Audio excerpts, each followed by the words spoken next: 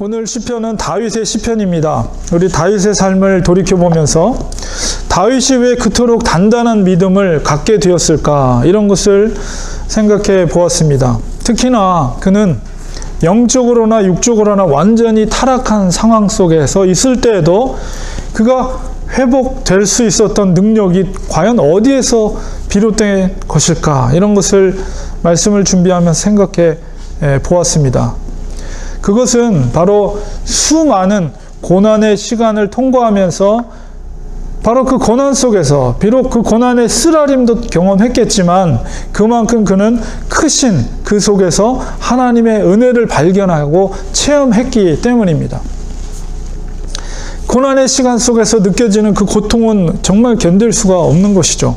정말 죽고 싶을 정도로 힘든 시간을 아마 다윗은 견디어내야만 했을 것입니다. 특히나 그가 대략 15세 가량의 사무엘로부터 왕으로의 기름 부음을 받았을 때 얼마나 부푼 가슴을 가졌겠어요. 그러나 그것은 결코 평탄한 길로 인도한 것이 아니라 오히려 그의 삶은 기름 부음을 받은 이후에 더욱더 고통스러운 광야의 거친 길을 걸어야만 했습니다. 시편에 기록된 그의 시편을 살펴보면 그가 얼마나 괴로운 시간들을 보내는가를 우리가 엿볼 수가 있는데요. 시편 23편 4절에 보면 내가 사망의 음침한 골짜기로 다닐지라도, 이런 고백을 하고 있고, 또 시편 40편 2절에서 다 다윗의 시편입니다. 나를 기가 막힐 웅덩이와 수렁에서, 이런 고백. 그리고 시편 55편 4절에 보면 내 마음이 내 속에서 심히 아파하며 사망의 위험이 내게 이르렀도다. 두려움과 떨림이 내게 이르고 공포가 나를 덮었도다. 이런 고백. 그리고 시편 69편 1절 2절에 보면 물들이 내 영혼에까지 들어왔나이다. 물들이라는 것은 죽음이죠. 나는 설 곳이 없는 깊은 수렁에 빠지며 깊은 물에 들어가니 큰 물이 내게 넘치나이다. 뿐만 아니라 제가 시편, 다윗의 시편을 쭉 살펴보니까 얼마나 그가 위기 가운데 있었는가를 알 수가 있는 단편적인 그런 고백들이 수도 없이 그의 시편 속에 기록되어 있는 것을 보게 됩니다. 그런 고난의 시간들을 그는 통과하면서 그 속에서 그러나 하나님의 은혜를 체험한 것이죠. 오늘 시편 30편도 다윗의 시편인데요. 특히나 이 시편의 내용은 육신적인 질병, 죽음에 이르는 질병 가운데 정말 부르짖는 그의 고백의 노래라고 할 수가 있습니다. 인생에서의 그 고난은 정말 힘들고 고통스럽지만 그런 순간을 다윗이 통과하면서 인생의 참된 의미를 발견했고 더욱 굳건한 믿음으로 성장해 갔던 것입니다. 오늘 이 다윗의 시편을 통해서 우리도 그런 동일한 은혜를 깨닫기를 원합니다. 이 시편 30편은 개인적인 감사시면서 찬송시인데요. 학자들이 이 시편의 배경이 되는 사건을 대부분 사무엘하 24장 1절에서 17절에 있는 사건을 그 배경이라고 이렇게 다들 주장을 합니다. 그 사건은 뭐냐면 하나님을 의지하지 못하고, 사실은 다윗이 굉장히 왕으로서 안정된 시기 속에 있을 때 하나님을 의지하지 않고 인간적인 생각을 가지고 이스라엘 백성들의 인구 조사를 하게 됩니다. 그래서 그 결과로 인해서 하나님께서 역병을 일으키게 하고 수많은 사람들이 죽음을 맞이하게 되는데, 그 과정 속에서 그것의 회복을 배경으로 하고 있고, 또 그 회복에 대한 감사의 제사로서 이제 사무엘하 24장 17절 이하에 보면 아라우나의 타작 마당을 이제 돈을 주고 사서 거기다 단을 쌓고 제사를 드리는 장면이 나오는데, 그 위치가, 그 땅이 바로 훗날에 성전이 지어질 땅으로서 기록이 됩니다. 그래서 오늘 부제가 바로 성전 낙성가라고 되어 있죠. 그의 아들 솔로몬이 성전을 지었기 때문에 성전을 지으면서 부른 노래라는 것이 이게 맞지가 않지만 우리가 사무엘하 24장에 있는 배경 속에서 미래적인 성전의 건축을 보면서 바로 그 땅에서 제사를 올려드린 그런 배경적인 시편이라고 볼 수가 있습니다. 어쨌든 이 본문은 1절에서 12절까지 본문은 세 단락으로 구분이 됩니다. 먼저 1절에서 3절까지 우선적인 예비적인 찬양의 선포를 하고 있고, 또 4절에서 8절까지는 세부적인 찬양의 선포, 그리고 9절에서 12절까지는 지난날의 회상과 최종적인 찬양의 선포를 이렇게 세 단락으로 구분이 되어 볼 수가 있습니다. 그렇기 때문에 각 단락의 주제들을 보면 바로 이 시편은 찬양의 시, 찬송시라는 것을 알 수가 있습니다. 다윗은 자기의 삶 가운데 체험되어진, 특히 그 질병의 고통 가운데서 구원을 허락하신 하나님을 찬양하고 있는 시편입니다. 고난을 통해서 인간의 제일 목적인 바로 하나님을 영화롭게 하고 하나님을 즐거워하는 성도의 참 목적을 실현하고 있는 것을 이 시편을 통해서 보게 됩니다.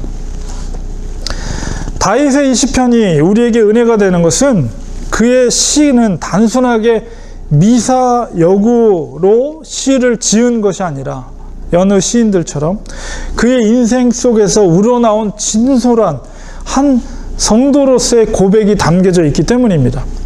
그는 왕이었지만 그러나 그의 시편에는 왕이라기보다는 하나님 앞에서의 연약한 한 인간의 모습으로 고백된 진솔한 이야기가 그 속에 담겨져 있습니다. 하나님 앞에서 우리가 이 땅에서 어떤 직위를 가지고 있는가는 중요한 것이 아닙니다. 정말 하나님 앞에 섰을 때에 중요한 것은 인생의 길 가운데서 하나님의 주되심을 인정하는 믿음의 길을 걸었는가. 하나님은 거기에 관심이 있어요. 세상 사람들의 관심 속에는 얼마나 그 사람이 많은 돈을 벌었고 얼마나 명예로운 직위를 갖고 있는가, 얼마나 많은 연봉을 받고 있는가, 얼마나 좋은 집에 살고 있는가, 이런 것이 세상 사람들의 관심이라면 하나님은 그런 것에 전혀 관심이 없습니다.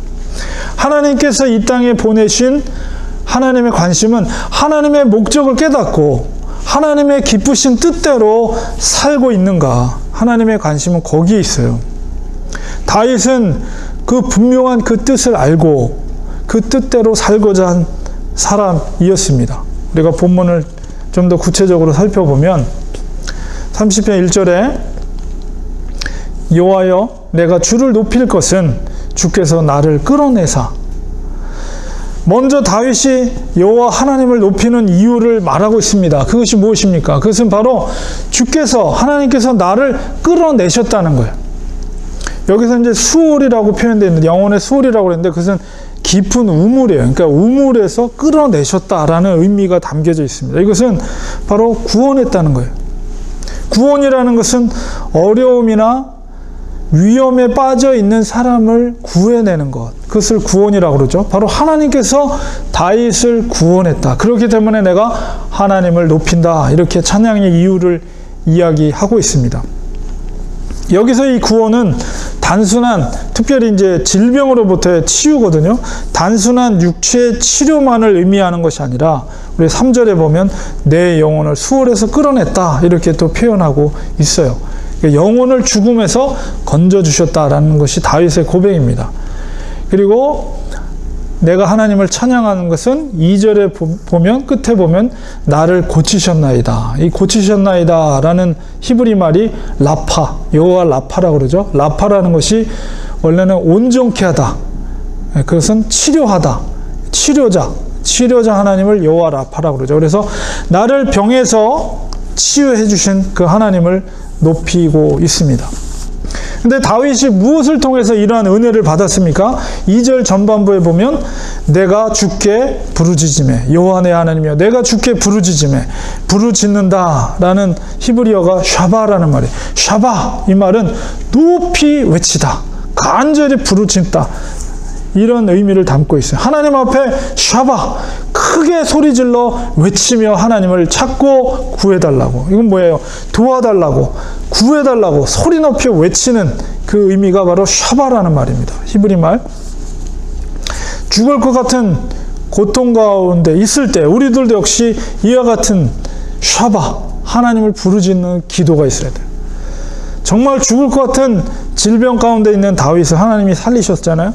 우리들도 그런 상황 가운데 있을 때 하나님 앞에 샤바의 하나님, 주님 도와주세요, 주님 살려주세요, 소리 높여 하늘을 향해 우리는 외쳐야 합니다. 간절한 눈물의 기도, 간절한 통곡의 기도를 하나님은 반드시 들어주시고요, 하나님의 마음을 움직이셔요. 우리가 히스기야 왕의 그 기도를 보면 그것도 하나님 앞에 통곡하며 정말 소리 높여 눈물을 흘리며 하나님 앞에 간절히 통곡하며 기도할 때 하나님의 마음이 움직인 거예요. 그리고 그의 기도를 들으시고 그의 죽을 질병에서부터 15년이라는 삶을 연장시켜주는 하나님의 응답의 역사가 있었던 것이죠. 바로 우리에게도 그런 샤바의 기도가 있어야 됩니다. 하나님 앞에 간절하게 울부짖는 간절한 눈물의 기도가 있을 때 정말 기가 막히고 정말 죽음 앞에 있는 고통, 고난 가운데 있을 때 하나님의 마음을 움직이는 기도가 된다는 것이죠. 그리고 두 번째 단락을 보면 4절에서 7절에 살펴보면 그래서 치유의 그 하나님을, 그 성도들을 그 하나님을 높이는 자리에 먼저 초청하고 있는 것이 4절의 고백입니다. 주의 성도들아 여호와를 찬송하며 그의 거룩함을 기억하며 감사하라. 주님을 찬양하고 있어요. 그런데 우리가 6절을 보면 다윗에게 임한 이 고통이 어디서 비롯되는 것을 우리가 알 수가 있는데요. 그것은 바로 내가 형통할 때 말하기를 영원히 흔들리지 아니하리라. 이것은 하나님으로부터 비롯된 형통이라기보다도 자기의 교만함, 자기의 능력으로 내가 잘 되고 있는 상황 가운데 나는 영원히 흔들리지 아니할 것이다 라는 자만과 교만 속에서 하나님께서 그에게 질병을 통해서 그를 진정 회개의 자리로 인도하신 것을 우리가 볼 수가 있습니다. 그의 교만함을 깨달은 것은 결국 그의 죽음에 이르는 질병의 상황 가운데 이르렀을 때 그의 교만함을 깨달은 것이죠. 그렇게 되면 그 죽음의 고통 속에서 진정한 회개, 영적인 교만함에서 대한 회개를 하게 되는 것입니다. 하나님은 때로 이렇게 사랑하는 자녀들을 징계하십니다. 분명하게 자녀에게 문제가 있는데도 자녀를 징계하지 않는 것은 둘 중에 하나예요. 하나는 뭐냐면 그 자녀의 부모가 진짜 부모가 아닌 거죠. 또 하나는 그 자녀를 부모가 포기해버리는 거예요. 징계하지 않아요. 그러나 하나님은 자녀들을 절대 포기하지 않으십니다. 말을 듣지 않을 때는 때로는 하나님께서는 인생의 채찍을 들어서 고통 가운데 처하게 하셔서 그가 잘못된 것을, 잘못된 자리를, 그 자리를 피하게 하고 어그러진 손과 발을 피게 하고 곧게 하는 그런 일을 하나님은 하신다는 거예요. 우리 신약의 히브리서 기자가 12장 11절에 13절에 이런 말씀을 해요. 징계의 목적이 뭐냐? 무릇 징계가 당시에는 즐거워 보이지 않고 슬퍼 보이나 후에 그로 말미암아 연달한 자에게는 의의 평강한 열매를 맺나니 그러므로 피곤한 손과 연약한 무릎을 일으켜 세우고 너희 발을 위하여 곧은 길을 만들어서 저는 다리로 하여금 어그러지지 않고 고침을 받게 하라. 이런 말씀을 하세요. 바로 그 질병, 다윗에게 허락되어진 질병은 바로 이런 징계와 같은 의미를 담고 있는 것이죠. 교만한 자기의 과신이 아니라 하나님에 대한 전적인 신뢰의 필요성을 그 질병 가운데 다윗은 인식하게 되고 다시 돌이키는 깨달음을 얻게 된 것입니다. 이것이 진정한 회개예요. 인간은 연단받지 않고는 거룩해지지 않습니다. 인간은 죄인이기 때문에 그 지식으로 아는 것으로 회복되는 것이 아니에요. 경험을 이기지 못하는 거예요. 성경 공부로 깨달아지는 것이 아니에요. 연단을 통해서 깨달아지는 것입니다. 기도의 골방에서 땀방울이 핏방울이 되도록 하나님 앞에 그 고난 가운데 있을 때 기도하며 하나님을 만난 사람이 하나님을 아는 것이지, 성경 몇 번 읽고 그 지식적으로 알고 있다는 사람이 하나님을 아는 것이 아니에요. 바로 이 고난이라는 것은 바로 진정 하나님이 어떤 분인가를 인생 가운데서 발견하게 되는 그런 역할을 한다는 것입니다. 오늘 본문 30장 5절에 보면 그의 노여움은 잠깐이요. 이 징계의 의미 속에서 하나님의 노여움은 잠깐이지만 그의 징계를 통해서 회복되는 그의 은총은 평생이로다. 저녁에는 울음이 깃들일지라도 아침에는 기쁨이 오리로다. 이게 다윗의 고백이에요. 경험되어진 하나님의 은혜를 고백하고 있습니다. 고난 가운데. 이런 경험이 하나님을 향한 신실한 마음으로 더 굳건해지는 거예요. 온실에서 자란 사람은 그 사람의 말에 힘이 실리지 않아요. 아무리 좋은 말을 해도. 그러나 거친 비바람과 그 풍파를 견디며 믿음을 지킨 자의 그 말에는 큰 울림과 힘이 거기에 실리게 되는 거예요. 죽을 것 같은 상황에서 살아난 사람은 인생을 보는 관점이 다를 수밖에 없어요. 웬만한 어려움 속에서는 흔들림이 없는 정숙함을 유지할 수 있는 저력이 거기서 생기는 거예요. 어려움 가운데 있는 자들에게 진정한 소망을 줄 수 있는 능력이 바로 그 고난 가운데 생기게 된다는 것입니다. 진정한 감사를 고백할 수가 있어요. 작은 일에도 감사할 수 있게 됩니다. 감사할 조건이 있어서가 아니라 우리가 평범한, 너무나도 단순하고 누구에게나 주어진 그런 일들이 그런 고난과 죽을 것 같은 상황을 통과한 자들에게는 감사의 조건이 된다는 거예요. 신선한 공기를 마시는 것 그 자체가, 숨을 쉴 수 있는 그것 자체만으로도 감사하는 사람이 된다는 거예요. 고난은, 죽을 것 같은 그 핍박과 고난은 바로 사람을 감사하는 사람으로 만들게 한다는 것이죠. 마지막 단락의 8절에서 12절까지의 본문을 보면 역시 회개의 기도, 다윗이 회개의 기도로 돌이키는 모습 속에서도 역시 동일하게 8절에 내가 주께 부르짖고 여호와를 간구했다. 바로 그 회개의 터닝 포인트 속에서 그가 고통 가운데 있을 때 그 태도는 역시 부르짖는 거예요. 간절히 하나님 앞에 구하는 것입니다. 9절에 있는 고백은 내가 무덤에 내려갈 때 내 피가 무슨 유익이 있으리요. 진토가 어떻게 주를 찬송하며 주의 진리를 선포하리이까. 이 고백은 살려달라는 거예요. 제가 만약에 죽어버린다면 어떻게 주님을 찬송하며 어떻게 주의 진리를 내가 전할 수 있겠습니까? 이 말은 뭐예요? 살려달라는, 하나님께 살려달라는 완곡한 표현입니다. 내가 생명을 건져주셔서 내가 주님을 찬송하게 하고 주의 진리를 선포하는 그런 영혼이 될 수 있도록 살려달라는 완곡한 표현이죠. 그 간절한 기도의 응답을 바로 11절에서 기쁨으로 표현하고 있습니다. 슬픔이 변하여 춤이 되고 또 베옷을 벗겨서 기쁨의 옷으로 갈아입히셨다. 이것은 바로 죽음의 병으로부터의 해방을 표현하는 말입니다. 여러분, 만약에 여러분이 의사로부터 죽을 암 선고를 받게 된다면 의사로부터 얼마나 절망적이고 슬픔 가운데 젖어들겠어요. 그러나 반대로 의사로부터 완전한 치유가 선포되고 더 이상 당신의 몸속엔 암세포가 존재하지 않다는 진단을 받았을 때 그 얼마나 기쁨이에요. 그 암 진단을 받았을 때보다도 몇 배의 기쁨으로 기뻐할 거예요. 아마도. 바로 다윗은 그런 기쁨 가운데 나의 슬픔이 변하여 춤이 되게 하셨고, 내가 슬픔 가운데 베옷을 입고 있을 때 하나님은 그 베옷을 벗기고 기쁨의 옷으로 나를 갈아입혀 주셨다. 그건 뭐예요? 죽음의 질병으로부터 내가 자유함을 받고 완전히 회복됐다는 것을 고백하는 기쁨의 표현입니다. 하나님의 징계의 의도는 무엇입니까? 그것은 바로 인생의 목적을 이루시는 하나님. 12절의 그 고백 속에서 이는 잠잠하지 아니하고 내가 이 기쁨 가운데 가만히 있을 수가 없습니다. 내 영광으로 주를 찬송하게 하심이니 여호와 나의 하나님이여 내가 주께 영원히 감사하리로다. 이것이 바로 하나님의 징계의 의도예요.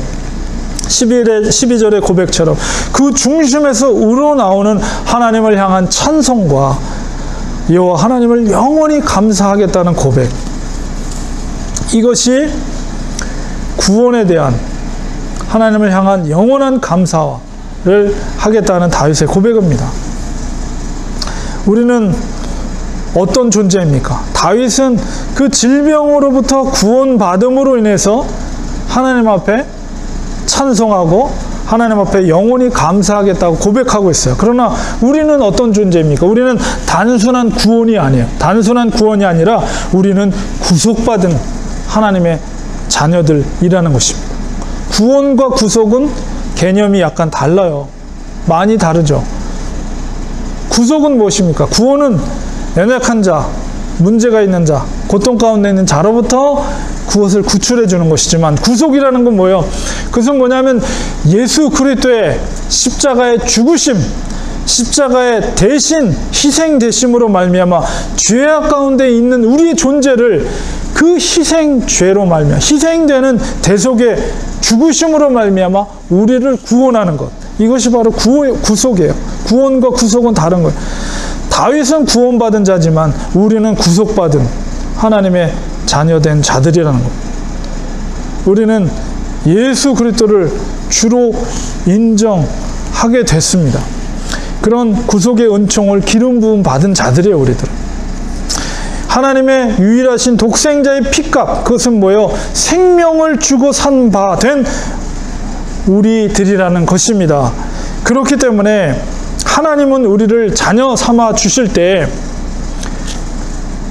법적인 양자가 되었지만은, 그러나 우리의 영혼은 자기의 독생자, 하나님의 독생자 예수 그리스도의 생명을 주고 그 피값을 주고 산 영혼이기 때문에 하나님은 우리의 소유권을 가지고 계시며, 그 소유권을 가지고 있다는 것은 우리의 삶을 책임져 주시는 하나님이시라는 거예요. 그 약속의 말씀입니다. 온 천하보다도 귀한 하나님의 독생자의 죽으심으로 그 피값을 주고 산바된 존재들이기 때문에 하나님은 반드시 우리의 영혼을 책임져 주십니다. 우리의 아들, 딸 되신 바 되었다, 내 것이다, 소유한 바 되셨기 때문에 반드시 우리를 책임져 주신다는 거예요. 이 믿음이 우리에겐 있어야 되는 것입니다. 결론을 맺겠습니다. 우리 그리스도인들에게 고난이 주어지는 이유는 크게 두 가지입니다. 하나는 우리의 죄로 인한 하나님의 징계이며, 또 한 가지는 우리를 단련하고자 하시는 하나님의 일하심이라고 볼 수가 있어요. 어떤 이유든지 간에 우리 그리스도인들에게 주어지는 고난 가운데 있을 때 우리가 동일하게 가져야 될 태도가 무엇인가 라고 했을 때, 그것을 히브리서 기자는 이렇게 말하고 있어요. 12장 6절에서 8절에 주께서 그 사랑하시는 자를 징계하시고 그의 받으시는 아들마다 채찍질 하심이니라 하였으니 너희가 참음은 징계를 받기 위함이라. 하나님이 아들과 같이 너희를 대우하시나니 어찌 아비가 징계하지 않는 아들이 있으리요. 징계는 다 받는 것이거늘 너희에게 없으면 사생자여 참 아들이 아니니라. 하나님은 너희를 사랑하기 때문에, 하나님은 아들과 같이 너희를 대우하기 때문에 하나님은 사랑하는 자를 징계하신다고 분명히 히브리서 기자는 말하고 있습니다. 우리의 죄로 인한 징계이든 아니면 우리를 단련코자 하시는 하나님의 광야의 길이든 간에 어떤 경우라도 우리는 이 말씀을 믿고 견뎌내야 됩니다. 절대 포기하거나 절대 원망하거나 좌절해서는 안 됩니다. 히브리서 기자는 앞서서 12장 2절에 이렇게 먼저 선포하고 있어요. 믿음의 주요 또 온전케 하시는 이인 예수를 바라보자. 저는 그 앞에 있는 즐거움을 위하여 십자가를 참으사 부끄러움을 개의치 아니하시더니 하나님 보좌 우편에 앉으셨느니라. 우리는 믿음의 주여 온전케 하시는 예수를 바라봐야 합니다. 고난의 어떤 경우라도 믿음으로 견뎌내야 합니다. 예수를 바라봐야 합니다. 예수를 바라볼 때에 믿음의 주가 되신 예수님께서 우리를 온전케 하십니다. 예수님께서도 하나님의 보좌 우편 영광된 자리에 임하시기까지 바로 부끄러우신 십자가를 참으셨습니다. 그 십자가를 통과한 후에 이루어질 영광된 부활과 왕적인 보좌가 기다리고 있다는 것을 믿음으로 보시고 그 부끄러운 십자가를 견디어내신 것이에요. 우리도 역시 마찬가지입니다.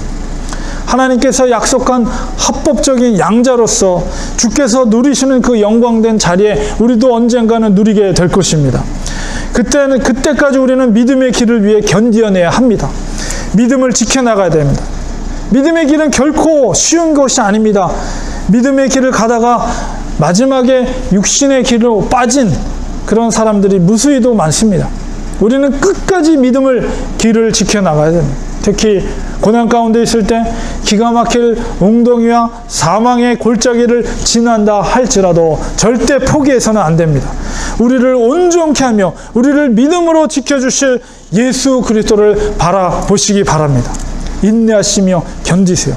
울며 씨를 뿌리세요. 반드시 결실하는 날이 옵니다. 이게 믿음입니다. 고난의 시간이 그 과정이 고달프더라도 저는 그 길을 가겠습니다. 저는 좁은 길을 가겠습니다. 저는 십자가의 길을 가겠습니다. 이것이 우리의 인생 가운데 고백되어져야 됩니다. 그 속에는 환희가 있고 기쁨이 있습니다. 하늘에서 부어주시는 하나님께서 인정해 주시는 믿음의 기쁨이 있는 것입니다. 그리스도인은 이 기쁨으로 사는 것이에요. 그 속에서도 하나님의 소망이 있고 주님의 응답이 있고 그 기쁨이 있는 것입니다. 말씀처럼 믿음의 주여 온전케 하시는 예수 그리스도를 고난 가운데 있을지라도 바라보시고 견디고 인내하시고 승리하시는 우리 사랑하는 성도님들 되시기를 간절히 축원드립니다. 기도하겠습니다. 하나님 아버지, 다윗은 그 징계의 고난 가운데 있을 때 하나님께 부르짖으며 회개하며 주께로 돌아갔습니다. 그 고난이 결국 그의 든든한 반석 같은 믿음으로 인생 가운데 그를 변화시키는 그런 역할을 했음을 우리가 보게 됩니다. 하나님, 우리에게도 그런 역사가 있기를 원합니다. 우리가 힘들고 어려운 상황 가운데 있을 때 하나님은 여전히 우리를 지키시고 우리를 사랑하시는 참 좋으신 아버지임을 우리가 믿음으로 바라보게 하시고 우리를 온전케 하시는 그 상황 가운데 있을 때 예수를 그리스도를 바라봄으로 말미암아 끝끝내 견디고 그 고난에서 승리함으로 우리가 회복되고 또한 더욱더 연단되어서 하나님 앞에 귀하게 더욱더 쓰임받을 수 있는 믿음의 사람으로 승리하는 저희들 되게 주님 도와주시옵소서. 예수님의 이름으로 간절히 기도드리옵나이다. 아멘.